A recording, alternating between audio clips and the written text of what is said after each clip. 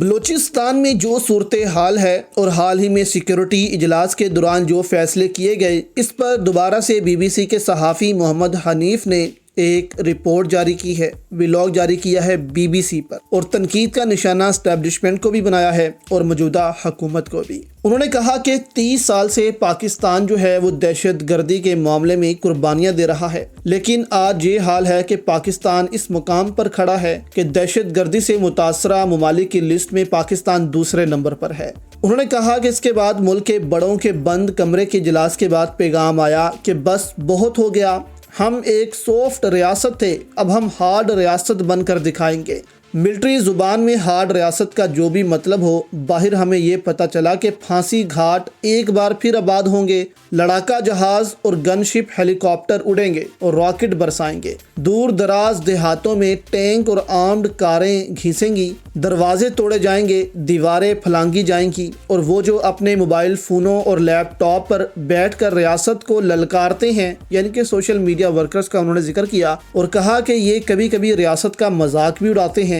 ان کو ایسے تہہ خانوں میں رکھا جائے گا جہاں پر وائی فائی نام کی کوئی چیز نہیں ہوگی، پھر ریاست کے اہنی ہاتھ ہوں گے اور ان کی سسکیاں۔ یہ بھی کہا گیا کہ کب تک بیڈ گورننس کی وجہ سے ہم اپنے جوانوں کی قربانیاں دیتے رہیں گے۔ عام طور پر یہی سمجھا جاتا ہے کہ دہشت گردی کے خلاف جنگ فوج کا کام ہے اور گورننس سویلین حکومت کا۔ اس سے کوئی فرق نہیں پڑتا کہ حکومت الیکشن لڑ کر آئی ہو یا کسی بند کمرے میں یہ وعدہ کر کے آئی ہو کہ ہمیں گورننس آتی ہے، ہمیں ایک موقع اور دو۔ الیکشن تو ہوتے ہی رہتے ہیں، ہم وہی کریں گے جو آپ ہمیں کہیں گے۔ اب جو حکومت گڈ گورننس کے لیے ہارڈ سٹیٹ کے اہنی ہاتھوں کی محتاج ہو، جس کے بارے میں ہر روز یہ سوال اٹھتا ہو کہ یہ حکومت ہماری ہے بھی یا نہیں، وہ ہمیں قربانیوں اور شہادتوں کے اس لامتناہی سلسلے سے کیسے بچائے گی؟ یعنی کہ بی بی سی نے اسٹیبلشمنٹ سے ہی سوال پوچھا کہ جو حکومت آپ کے ہاتھوں کی منتظر ہو، آپ کے سہارے کی منتظر ہو کہ وہ آپ کو گڈ گورننس کر کر دکھائے،